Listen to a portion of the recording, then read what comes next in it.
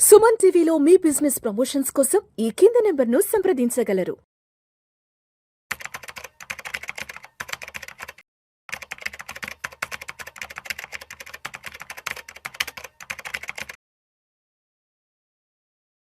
నమస్తే, welcome to Vishnu talks. నేను విష్ణు. ప్రస్తుతం నాతో పాటు NISM certified analyst Vijay Kumar గారు ఉన్నారు. వారితో మాట్లాడదాం.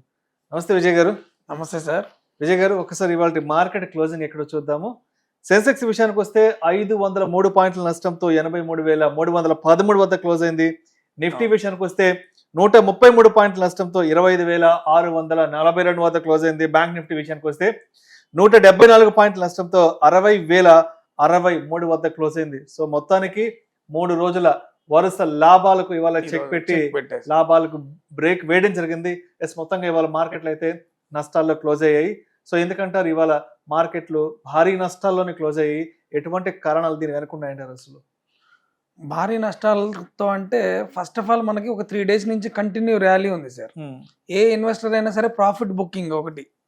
మెటల్ ఇండస్ట్రీలో ఈరోజు సిల్వర్ గోల్డ్ ప్రైజెస్ అవి ఇదవడం వల్ల మెటల్ ఇండస్ట్రీలో ఉన్నటువంటి రిలేటెడ్ ఉన్న స్టాక్స్ పడడం, హిండాల్కో 6% పడడం, వేదాంత పడింది. ఇలా మెటల్ ఇండస్ట్రీస్ లో వచ్చినటువంటి సెల్ ఆఫ్. 3 రేపు మార్నింగ్ RBI మీటింగ్ ఉంది సార్. మన రెపో రేట్స్ మీద, ఇంట్రెస్ట్ రేట్స్ మీద, కొన్ని క్యూస్, ఇంపార్టెంట్ క్యూస్ మీద డెసిషన్ మేకింగ్ ఉంటుంది రేపు మార్నింగ్ 10 o'clock అరౌండ్ స్టార్ట్ అవుతుంది సార్. మనకి ఆల్రెడీ నిన్నటి నుంచి జరుగుతుంది. రేపు ఫైనల్ డే అన్నమాట. మార్కెట్స్ ఇన్వెస్టర్స్ ఏం చేస్తున్నారంటే అక్కడి నుంచి ఏదైనా గుడ్ న్యూస్ వస్తుందేమో అని చెప్పి వాళ్ళ స్టాక్స్ ని సెల్ చేసుకొని వెయిట్ చేస్తున్నారు. ఏదైనా good news, they are expecting good news from RBI. SBI క్యూస్ ప్రకారం అయితే రెపో రేట్లు ఇవన్నీ యథాతథంగా అలాగే ఉంచుతుంది, వడ్డీ రేట్లు అలాగే ఉంచుతుంది అని చెప్పి దానికి తెలిసింది. కాబట్టి SBI ఒక్కటి తప్ప బ్యాంకింగ్ సెక్టర్ కూడా ఈరోజు సెల్ ఆఫ్ లోనే ఉంది సార్. నెక్స్ట్ వచ్చేసి వరల్డ్ వైడ్ జరుగుతున్నటువంటి గ్లోబల్ క్యూస్ ఏదైతే ఉన్నాయో, ఇటు ఏషియన్ మార్కెట్స్ లోను, అటు US మార్కెట్స్ లోను, ఐటీకి సంబంధించినంత వరకు ఈ ఏ టూల్స్ వచ్చి ఒక ఏ టూల్ కెన్ రీప్లేస్ 10,000 ఎంప్లాయీస్ అని చెప్పి ఇలా సెల్ ఆఫ్, ఐటీ ఇండస్ట్రీలో సెల్ ఆఫ్ రావడం సార్. ఒకనొక టైంలో అయితే 6% పడింది సార్ ఐటీ ఇండస్ట్రీ. అవును, ఐటీ ఇండెక్స్ బాగా పడింది. ఐటీ ఇండెక్స్ ఈ రోజు కూడా బాగా పడింది. సెల్ ఆఫ్ కూడా బాగా జరిగింది. ఏది దీనిది. ఇంకా కొన్ని గ్లోబల్ న్యూస్లు, ఏది ఫైల్స్ వచ్చినాయి అని, వీళ్ళు ఏదో స్కీముల్లో ఇరుక్కున్నారని, అది అన్నిటికీ మించి మన ఇండియన్ మార్కెట్, మన ఇండియన్ ఇన్వెస్టర్ సైకాలజీ ఏంటంటే సార్, ఒక 3 days కంటిన్యూగా ప్రాఫిట్స్ కనుక వస్తే they booked of and they clear there positions. యాక్చువల్గా అది జరగాల్సింది కూడా అదే. ప్రాఫిట్ బుకింగ్ అనేది ఎప్పుడు కూడా మన నిఫ్టీ కానీ స్టాక్స్ కానీ అప్ అండ్ డౌన్ ఇలా షిఫ్ట్ వైజ్ అవుతాయి సార్. కంటిన్యూగా ఇలాగా ఒకటే స్ట్రెచ్ లో అవ్వవు. సో ఇది ప్రాఫిట్ బుకింగ్ ఒకటి, ఈ ఐటీ మీద, ఈ మెటల్ ఇండస్ట్రీస్, రెపో రేట్, ఇలా ఒక 4-5 కారణాలతో బాగా నిఫ్టీ 150 points డౌన్ లో క్లోజ్ అయింది. అండ్ అదేవిధంగా ఇండియా విఎక్స్ పరిస్థితి ఏంటి? ఇండియా విక్స్ పెరగడం కూడా ఒక ప్యానిక్. వీళ్ళు ఈరోజు 12.85 ఏదో సమ్ ఇండియా విక్స్ ఇండికేట్ చేస్తుంది సార్.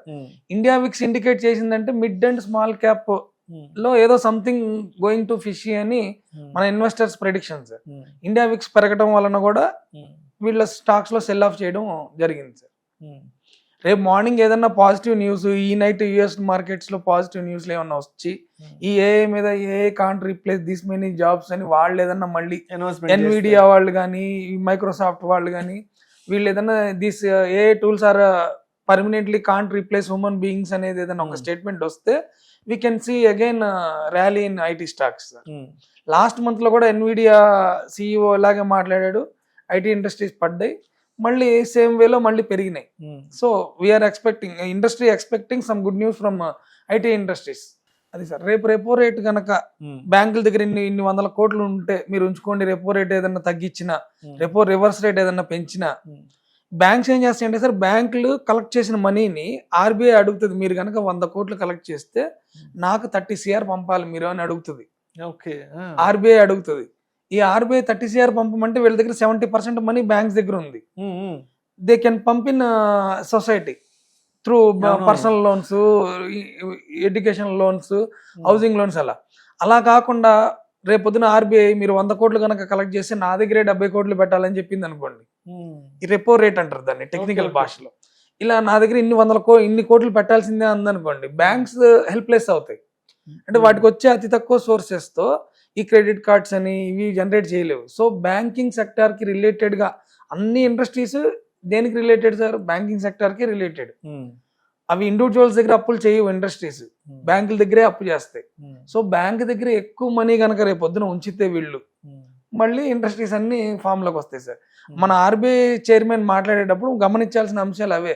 రెపో రేట్ ఎలా ఉంది, రివర్స్ రెపో రేట్ ఎలా ఉంది, వడ్డీ రేట్లు ఏమైనా తగ్గిస్తున్నారా, కామన్ పీపుల్కి ఏదన్నా ఈ పర్సనల్ లోన్స్ మీద కానీ, గృహ రుణాల మీద కానీ, ఎడ్యుకేషనల్ లోన్స్ మీద కానీ, బిజినెస్ లోన్స్ మీద కానీ ఏదన్నా ఒక గుడ్ న్యూస్ ఏదన్నా వస్తుందా అని చూసి, ఎప్పుడైతే ఇండివిజువల్ హ్యాపీగా ఉంటాడో, ఇండివిజువల్స్ అండ్ బ్యాంకింగ్ హ్యాపీగా ఉంటుందో, ఈవెన్ అన్ని ఇండస్ట్రీస్ హ్యాపీగా ఉంటాయి సార్.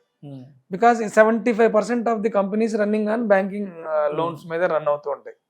సో మార్కెట్లన్నీ రేపటి కోసం వెయిట్ చేస్తున్నాయి. రేపు 10 o'clock 10 to 10:15 మధ్యలో అనౌన్స్మెంట్ జరుగుతుంది సార్. జరిగితే మన ఇండియన్ మార్కెట్స్ లో మళ్ళీ we can see good moves in banking sector.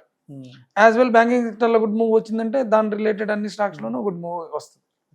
And అదేవిధంగా ఎక్స్పైరీ డే ఇంపాక్ట్ ఏమైనా ఉంది? ఎక్స్పైరీ డే మూవ్ ఉంది కదా ఈ రోజు Sensex expiry sir, monthly expiry కాబట్టి హై వాలటిలిటీలో ఉంటది. జనరల్ గా బ్యాంక్ నిఫ్టీ సెన్సెక్స్ ప్యారలల్ గా వెళ్తూ ఉంటాయి సార్. ఈ రోజు బ్యాంక్ నిఫ్టీకి అగైనెస్ట్ గా ఇది పెర్ఫామ్ చేయడానికి రీజన్ ఏంటంటే, అదే అండర్ పెర్ఫామ్ చేయడానికి రీజన్ ఏంటంటే సెన్సెక్స్ ఎక్స్పైరీ. ఈ రోజు ఆ ఎక్స్పైరీ మూవ్స్ వల్ల కూడా అందరూ రోల్ ఓవర్ చేయడం.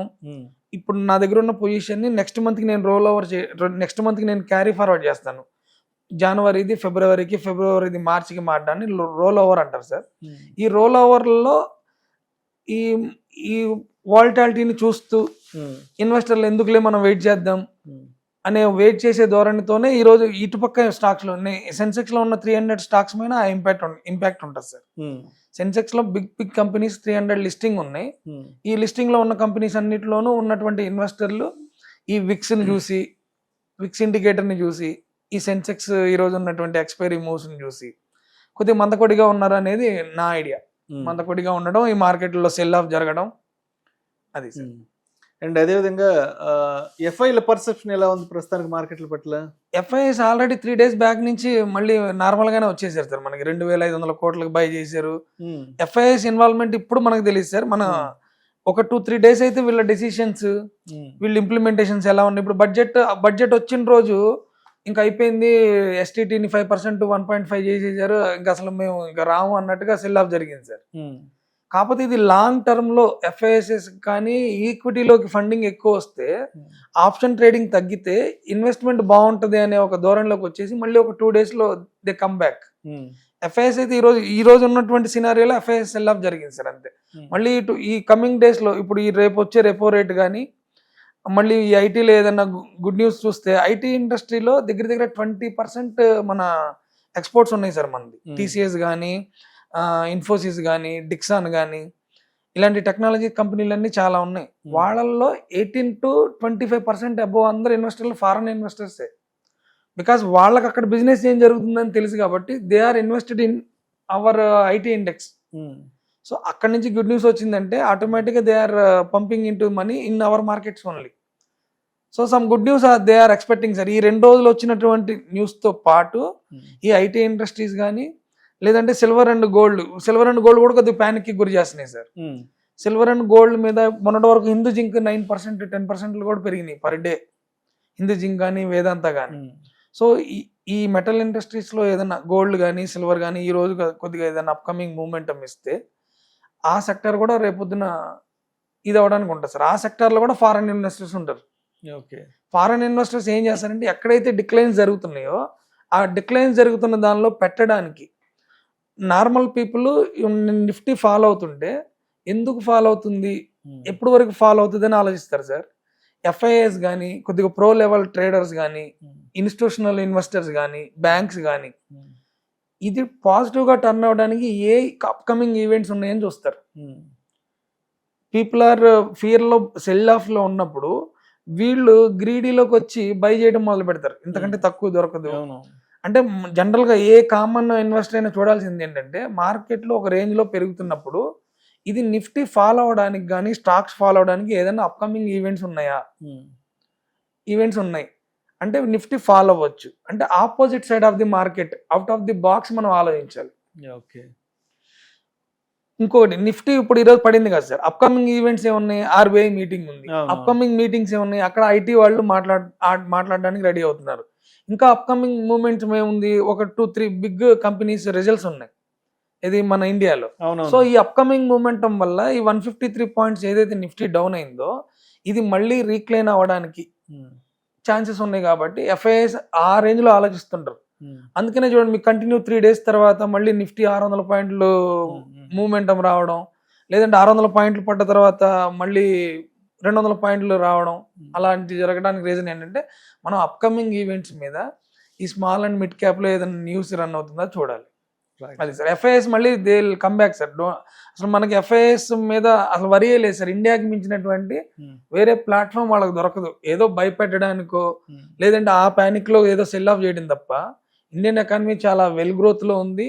మంచి జీడిపి రేట్స్ కానీ అవన్నీ బాగున్నాయి. గవర్నమెంట్ బడ్జెట్ రిలీజ్ చేసింది, అది కూడా ప్రోగ్రెసివ్ బడ్జెట్ అని చెప్పి వాళ్ళకి ఒక ఐడియా ఉంది. So they will come back very soon. So Vijay గారు, మరి Nifty support and resistance level ఎక్కడ తీసుకునే అవకాశం ఉందంటారు? ఇప్పుడు సపోర్ట్ జనరల్ గా ఒక 2-3 టైమ్స్ నుంచి ఈ మంత్ లో ఒక 2-3 టైమ్స్ నుంచి లైఫ్ టైం హైని టచ్ చేయడం, ఒక 300 పాయింట్స్ పడడం, లైఫ్ టైం హైని టచ్ చేయడం, ఒక 200 పాయింట్స్ పడడం, అలాగే ఒక 3 టైమ్స్ అలాగే జరిగింది సార్. ఎస్ఎంఏ కానీ ఈఎంఏ మూవింగ్ యావరేజెస్ లో సపోర్ట్ అంటూ ఇప్పుడు సపోర్ట్ లెవెల్లోనే రన్ అవుతుంది సార్. ఏది 25 ఇప్పుడు ఏదైతే క్లోజ్ అయిందో అది మంచి సపోర్ట్ లెవెల్లో రన్ అవుతుంది. మనకి పైన వచ్చే resistance all time high resistance sir. ఎప్పుడైనా ఈ మంత్ మొత్తంలో ఒక 3-4 టైమ్స్ మీరు 30 minutes చార్ట్ కనుక పెడితే 30 minutes చార్ట్ లో దాని సపోర్ట్ ఎక్కడైతే ఈ డే హై రన్ అవుతుందో, లైఫ్ టైం హై రన్ అవుతుందో అక్కడ నుంచి 200-300 డిక్లైన్ అవ్వడం, మళ్ళీ డిక్లైన్ అయిన దగ్గర నుంచి 200-300 ఇది అవడం. మనకి సపోర్ట్ వచ్చేసి 25624 దగ్గర నుంచి మంచిగానే ఉంటుంది సార్. 25624 right right. సో అది కనుక బ్రేక్ అయితే మంచి మూమెంటం ఉంటుంది. మరి టెక్నికల్ గా గ్రాఫ్లు ఏం చెప్తున్నాయి మార్కెట్లకు సంబంధించి? టెక్నికల్ గా అదే సార్, ఎస్ఎంఏ 6 day ఎస్ఎంఏ కానీ 16 days కానీ ఎస్ఎంఏ అన్ని పాజిటివ్ గానే చూపెడుతున్నాయి సార్. మన ఇండియా నిఫ్టీ వరకు అంటే అక్కడ సపోర్ట్ జోన్ లో రన్ అవుతుంది. 150-200 పాయింట్స్ డౌన్ అయింది కాబట్టి మనం సపోర్ట్ జోన్ లో రన్ అవుతున్నాం సార్. Right right. అయితే లాస్ట్ 3 days మార్కెట్ లాభాల్లో ముగిస్తుంది, తర్వాత ఇవాళ భారీ నష్టాలు ముగిస్తుంది కాబట్టి మరి ఈ 4 days మార్కెట్ని దృష్టిలో ఉంచుకుని రేపటి వీకెండ్ శుక్రవారం నాటికి మార్కెట్లు ఏ విధంగా సిద్ధంగా ఉండాలంటారు? ఇప్పుడున్న వాళ్ళు గ్లోబల్ క్యూస్ని బట్టి అయితే శుక్రవారం రోజు ఎటువంటి పొజిషన్స్, ఎక్కువ మొత్తంలో పొజిషన్స్ ఏమి తీసుకోకుండా ఉండటమే బెస్ట్ సార్. అదొకటి, వీళ్ళు స్కీములు చేశారు, పెద్ద పెద్ద వాళ్ళు ఉన్నారనేది ఒకటి, ఎప్స్టీన్ ఫైల్స్ ఒకటి, ఈ ఇరాక్ వీళ్ళది ఏదో మాటలు ఇంకా పూర్తిగా అవ్వలేదు. మళ్ళీ రేపొద్దున వచ్చేటటువంటి మన బ్యాంక్ నిఫ్టీది కూడా డెసిషన్స్ ఎలా ఉంటాయి, దీని ఇంపాక్ట్ ఎలా ఉంటుంది అనేది మన మార్కెట్ తెలిసే లోపే మార్కెట్ క్లోజ్ అవుతుంది. సో యాజ్ అన్ ఇన్వెస్టర్గా మీ దగ్గర ఉన్నటువంటి పోర్ట్ఫోలియోని రోజు చూడకుండా, లేదంటే మీ పోర్ట్ఫోలియోని అలాగే ఉంచి ఎటువంటి మనీ యాడ్ చేయకుండా మండే కోసం వెయిట్ చేయడమే మంచిది సార్. ఈ 2 days ఉన్నటువంటి గ్లోబల్ న్యూస్ ఏదైనా ఇంపాక్ట్ జరిగితే ఓవర్ నైట్ మనం we can't handle that positions కాబట్టి ఈ గ్లోబల్ క్యూస్ని బట్టి అయితే మనం కొద్ది పొజిషన్ తీసుకోకుండా ఉండడమే మంచిది. ఎందుకంటే ఏషియన్ మార్కెట్స్ క్యూస్ బాగాలేదు. నిన్న డౌజోన్స్ 6% దాకా, నిన్న నైట్ కూడా డౌజోన్స్ పడడం జరిగింది. మన ఇండియన్ మార్కెట్స్ ఈ రోజు పడ్డాయి. ఫ్రైడే ఎట్లా లేదన్నా మీకు సెల్ ఆఫే ఉంటుంది సార్. ఆఫ్టర్ 12-12:30 మార్కెట్లో సెల్ ఆఫ్ అన్నా ఉంటుంది, లేదంటే ప్రాఫిట్ బుకింగ్ అన్నా జరుగుతుంది. ఫ్రైడే రోజు పొజిషన్స్ ఏం తీసుకోకుండా రేపు మార్నింగ్ ఈ ఫస్ట్ అవర్లో వచ్చేటటువంటి న్యూస్ని బేస్ చేసుకొని ఆ బ్యాంకింగ్ సెక్టర్ నుంచి ఏదైనా గుడ్ న్యూస్ వస్తే రిలేటెడ్ బ్యాంక్ స్టాక్స్ ని మీరు హోల్డ్ చేయొచ్చు తప్ప, if any good news from banks, ఇందాక చెప్పినటువంటి రెపో రేట్ కానీ, రివర్స్ రెపో రేట్ కానీ, ఇంట్రెస్ట్ రేట్లు కానీ, ఇవి ఏదన్నా పాజిటివ్ గా ఉండి బ్యాంక్ నిఫ్టీ ఒక 200+ లో కనుక క్లోజ్ అయితే, ఆ క్లోజ్ అవుతున్న టైంలో బై ద టైం 315 అలాగా, ఈ 315కి మీరు ఏదన్నా బ్యాంకింగ్ సైడ్ మంచి ఫండమెంటల్స్ బాగున్నటువంటి బ్యాంకింగ్ సైడ్ మీరు స్టాక్స్ ని హోల్డ్ చేసుకుని మండేకి ఇది చేసుకోవచ్చు. లేదంటే ఈ 2 days కొద్దిగా వెయిట్ అండ్ వాచ్ అనే చెప్తాను సార్ నేనైతే ఇప్పుడున్న పరిస్థితులను బట్టి. సో మొత్తానికి ఇవాళ మార్కెట్ ఫాల్లో కీలకంగా, అంటే మార్కెట్ ఫాల్లో కీలకంగా పార్టిసిపేట్ చేసిన స్టాక్స్ అయితే మాత్రం మెటల్ స్టాక్స్, తర్వాత ఐటీ ఇండెక్స్ సంబంధించిన ఇవాళ పెద్ద ఫాల్ అయితే చూసాం. అయితే పాజిటివ్ గా ఉన్న స్టాక్స్ వచ్చేసి ఎఫ్ఎంసీజీ స్టాక్స్. ఎఫ్ఎంసీజీ ఇవాళ పాజిటివ్ ఉంది. ఎఫ్ఎంసీజీ బాగా మ్యారికో అవనివ్వండి, బ్రిటానియా కానీ, జూబ్లీ ఫుడ్ కానీ మంచి పాజిటివ్ లో ఉన్నాయి సార్. పేజ్ ఇండస్ట్రీస్ ఒకటి, పేజ్ ఇండస్ట్రియల్ వైజ్ ఈ మెటల్ కి సంబంధించిన industrial wise they are getting cheaper rates అన్నమాట. ఈ గోల్డ్ మైనింగ్ చేసే కంపెనీలేమో, గోల్డ్ అండ్ సిల్వర్, ఈ కాపర్ మైనింగ్ చేసే కంపెనీలేమో సెల్ ఆఫ్ అయితే, వీటిని రా మెటీరియల్ గా యూజ్ చేసుకునేటటువంటి కంపెనీలకి ఇది అడ్వాంటేజ్. అందుకనే చూడండి ఇండస్ట్రీస్, పేజ్ ఇండస్ట్రీస్ పెరిగింది ఈ రోజు. Right right they are getting cheaper prices of metals కాబట్టి. Thank you sir, thank you so much Vijay Kumar garu. Thank you sir.